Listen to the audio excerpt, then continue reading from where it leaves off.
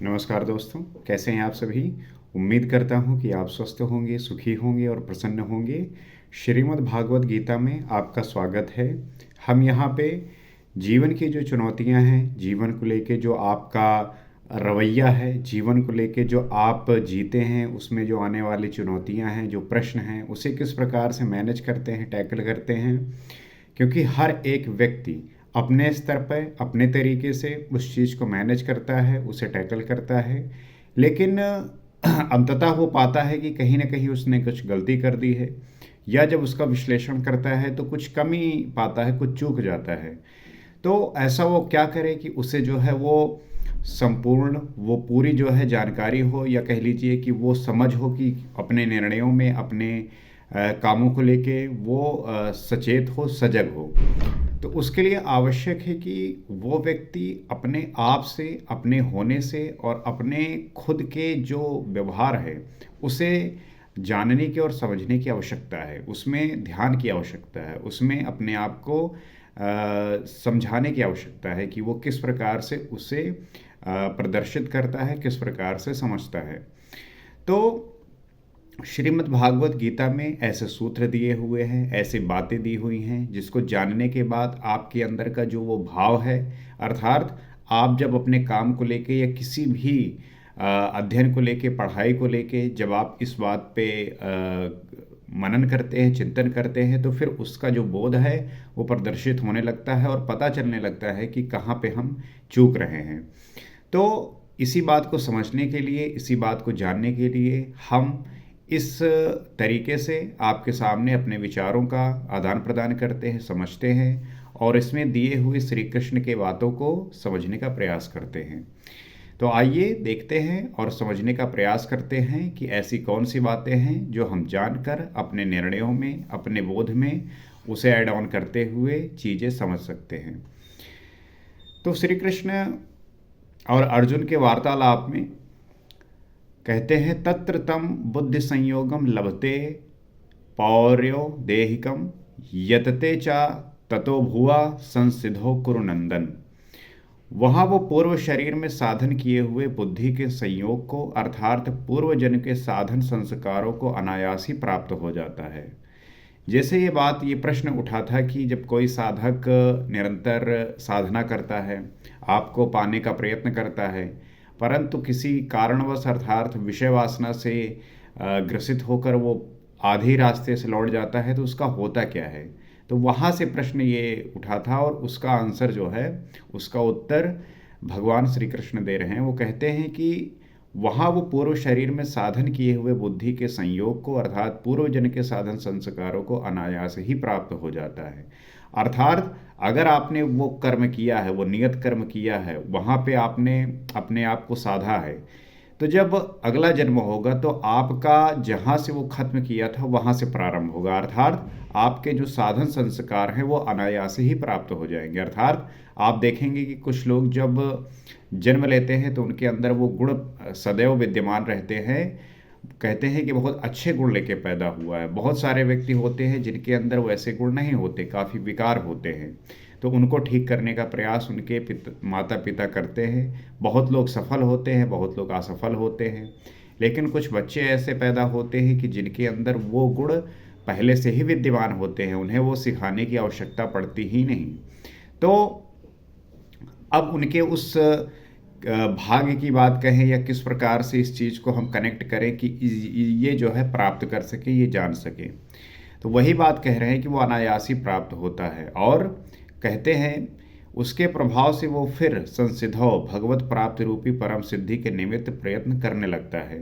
चूँकि उसका स्वभाव, उसका जो संस्कार था वो उसी प्रकार से था, तो जब वो फिर से जन्म लेता है तो वो वहीं से फिर से आरंभ कर देता है।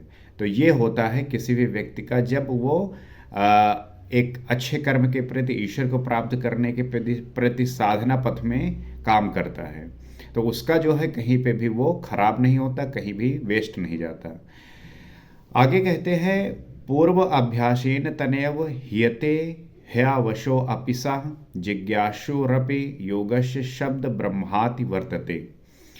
वो कहते हैं श्रीमानों के घर विषयों के वश में रहने पर भी वो पूर्व जन्म के अभ्यास से भगवत पथ की ओर आकर्षित हो जाता है। भले ही जहाँ पे पैदा हुआ है वहाँ पे विषयों की जो है भरपूर मात्रा हो, कुछ सारी सुख सुविधाएं हो, उसके बावजूद भी उसका जो मन है वो भगवत पथ की ओर आकर्षित रहता है। आप इसके उदाहरण देख सकते हैं, प्रहलाद को देख लीजिए, गौतम बुद्ध को देख लीजिए। सिद्धार्थ जब तक थे उन्होंने राजा के कुल में जन्म लिया, राजभोग किया, लेकिन उनका मन सदैव कहीं ना कहीं कचोटता था। एक दिन वो जो है अपने राजमहल से बाहर निकले, उन्हें दुनिया समझ में आई और उन्होंने उसके बाद से वो संसारी दुनिया त्याग दिया।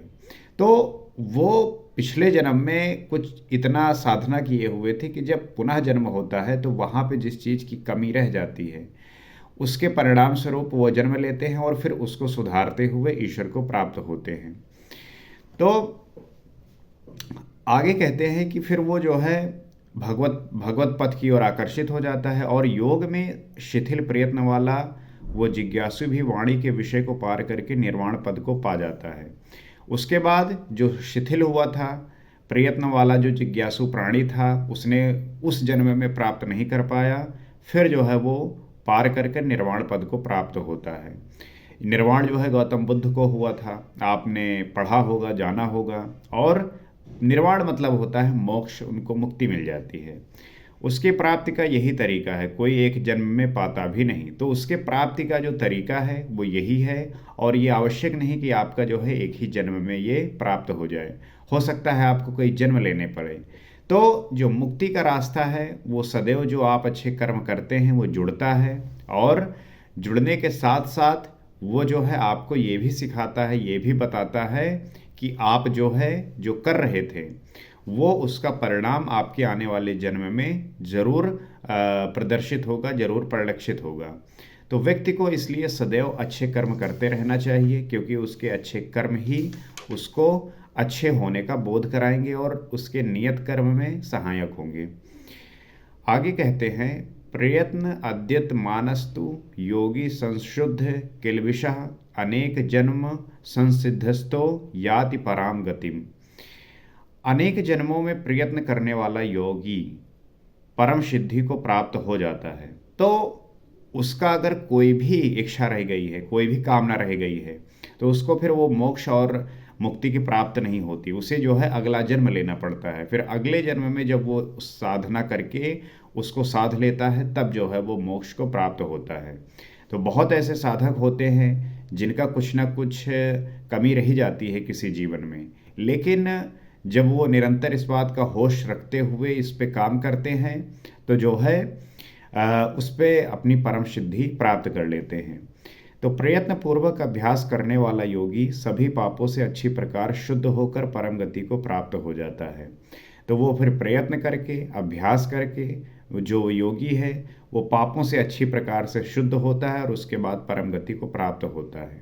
तो कुछ ना कुछ आपके जीवन में अगर कमी रह गई है, कामना रह गई है, इच्छा रह गई है, तो वो जो है आपको मरणोपरांत जो है आपको अगले जन्म में वही के लिए आपका जन्म फिर हो जाता है। इसलिए कहा जाता है कि आप जो है अपनी सारी इच्छाओं, कामनाओं, वासनाओं का त्याग कर दें, तभी जो है आपको मोक्ष और मुक्ति की प्राप्त हो सकती है इसी जन्म में। अन्यथा आपकी अगर मनोकामना पूर्ति नहीं हुई, अर्थात जो आपने कामना कर रखी है उसकी पूर्ति नहीं हुई, तो आपको जो है फिर से जन्म लेना पड़ेगा, आपका मोक्ष और मुक्ति नहीं प्राप्त होगी। और लोग तो मोक्ष और मुक्ति के लिए पता नहीं क्या क्या करते हैं। जो पुरोहित हैं, जो ऐसे विधि विधान करवाते हैं, कहते हैं कि हम जो है उन्हें मोक्ष प्राप्त करा देंगे। तो इस पाखंड को, इस बात को समझने की आवश्यकता है, क्योंकि हमारे यहाँ पे चीज़ें जानने की बजाय लोग पाखंड करने में ज़्यादा विश्वास करते हैं, और उन्हीं को ठीक करना, उन्हीं को इन बातों से अवगत कराना हमारी जिम्मेदारी है, ताकि वो सही बात को समझे। गलत बात ऐसी होती है कि आप उससे निकलना नहीं चाहते, आप उससे बचना नहीं चाहते, और आपके लिए वो कंफर्ट देती है, आपके लिए वो आसान लगती है, इसलिए आप वो पाखंड करते जाते हैं। पाखंड की यही एक खूबसूरती है कि लोग जो है खुद से करने से बच जाते हैं। उन्हें स्वर्ग जाना है तो पंडित कहता है बताओ, किस तरीके के स्वर्ग में जाओगे। तो पंडित जो है उन्हें स्वर्ग पहुंचाता है, मतलब वो पूजा पाठ करा के जो है वो किसी व्यक्ति को स्वर्ग पहुंचा देता है। तो लोग जो है इस तरीके से स्वर्ग जाना चाहते हैं, लेकिन आपको भी पता है कि उससे आपको स्वर्ग की प्राप्ति नहीं होने वाली। तो फालतू का पाखंड करने से बचें और सही अध्ययन सही ज्ञान की ओर बढ़ें। तो प्राप्ति का यही क्रम है। पहले शिथिल प्रयत्न से योग आरंभ करता है, मन चलायमान होने पर जन्म लेता है। तो शिथिल प्रयत्न से वो जो है योग को आरंभ करता है और मन के चलायमान होने पर जन्म लेता है। तो सदगुरु के कुल में प्रवेश पाता है, प्रत्येक जन्म में अभ्यास करते हुए वही पहुंच जाता है, जिसका नाम परम गति परम धाम है।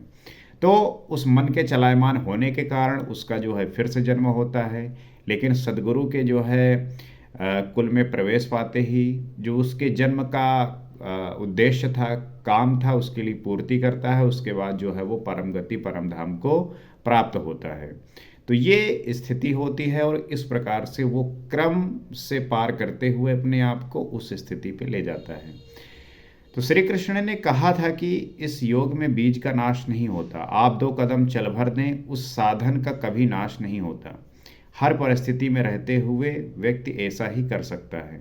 तो आप साधना के पथ पे चल रहे हैं, आप ईश्वर को प्राप्त करने की कोशिश कर रहे हैं, जो इच्छाएं कामनाएं वासनाएं हैं उसको त्यागने का प्रयत्न कर रहे हैं, लेकिन व्यक्ति किसी भी समय जो है वो पलट जाता है, मुड़ जाता है, उससे वो रास्ता जो है कठिन लगने लगता है और वो फिर पुनः विषय वस्तुओं के प्रति चला जाता है। तो इस प्रकार से उसे इस परिस्थिति का ध्यान रखना है और समझना है कि ये चीज़ें इस प्रकार से नहीं करनी, उसे बचना है, तभी जो है वो एक जन्म में ही मोक्ष को प्राप्त हो सकता है। कारण कि थोड़ा साधन तो परिस्थितियों से घिरने वाला व्यक्ति ही कर पाता है, क्योंकि उसके पास समय नहीं है। आप काले हों, गोरे हों अथवा कहीं के हों, गीता सबके लिए है, आपके लिए भी है, बशर्ते आप मनुष्य हों। तो ये गीता में दिया हुआ ज्ञान हर एक व्यक्ति के लिए है। आप चाहे किसी भी जात से हो, किसी धर्म से हो, किसी भी रंग रूप के हो, कोई भी को किसी भी तरीके से हो, बस समझने की आवश्यकता है। तो इसको समझकर कोई भी व्यक्ति विजडम पैदा कर सकता है, बातें समझ सकता है और चीज़ों को जानते हुए अपने जीवन को परिवर्तित कर सकता है। तो आपके लिए भी, बशर्ते आप मनुष्य हों, उत्कट प्रयत्न करने वाला चाहे जो हो, किंतु शिथिल प्रयत्न वाला गृहस्थ ही होता है। तो आपको उत्कट प्रयत्न करने वाले हो और आप में ये बात की सदैव इच्छा रहती है कि मुझे जानना है, मुझे प्राप्त करना है, किस प्रकार से ये चीज़ें घटित होती हैं, उसके लिए हर चीज़ में आपको पूरी तरीके से घुल जाना है, उसी में सम्मिलित हो जाना है, विलीन हो जाना है। तो गीता गृहस्थ विरक्त शिक्षित अशिक्षित सर्वसाधारण मनुष्य मात्र के लिए है। गीता किसी के लिए भी हो, चाहे गृहस्थ हो, विरक्त हो, शिक्षित हो, अशिक्षित हो, सर्वसाधारण मनुष्य हो, वो सभी के लिए जो है उपयोगी है। सभी जो है इसका पाठ करके अपने जीवन में वो उच्चता प्राप्त कर सकते हैं। किसी साधु नामक विचित्र वाणी के लिए ही हो ऐसा नहीं है। ऐसा नहीं है कि इसका पाठ जो है कोई साधु ही कर सकता है, संत ही कर सकता है, कोई विशेष प्रकार के लोग करते हैं। इसे हर एक व्यक्ति पढ़ सकता है, हर कोई इसे जान सकता है और जानने के बाद अपने जीवन में वो प्रकाश उत्पन्न कर सकता है, जिससे उसके जीवन के सारे अंधकार नष्ट हो जाएं। जैसे ही उसके हृदय में वो दीपक जलेगा, सारा अंधकार मिट जाएगा। तो वही दीपक जलाने की ये श्रीमद् भागवत गीता कोशिश करती है और ये आपके बुद्धि से, आपके समझ से इस बात को आप जान सकते हैं और इस बात को जीवन में उतार कर अपने जीवन को एक उत्कृष्ट लेवल पे पहुंचा सकते हैं। तो इसी आशा के साथ कि इस बात को आप समझ पा रहे होंगे और इसी प्रकार के इसी तरीके के वीडियो देखने के लिए आप जो है इस चैनल को सब्सक्राइब कर सकते हैं, फॉलो कर सकते हैं, ताकि आपको निरंतर इसी तरीके के वीडियो मिलते रहें और आप जो है निरंतर सीखते रहें। इसी उम्मीद के साथ अगले वीडियो में, अगले एपिसोड में हम आगे समझेंगे, आगे जानने का प्रयास करेंगे। आज के लिए इतना ही। नमस्कार।